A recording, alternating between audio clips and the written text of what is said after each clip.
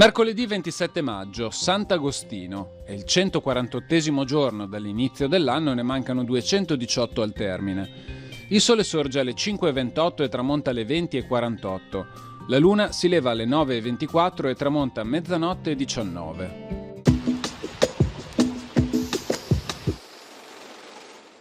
Con decreto del Consiglio dei 10 viene deliberata la coniazione di una nuova moneta, la lira Tron o lira Trona, dal nome del doge in carica.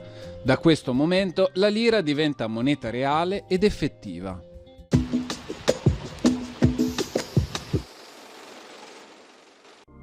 Le previsioni per domani. Nuvolosità in aumento, alcuni temporali dal pomeriggio sui monti e di sera anche sulla pianura.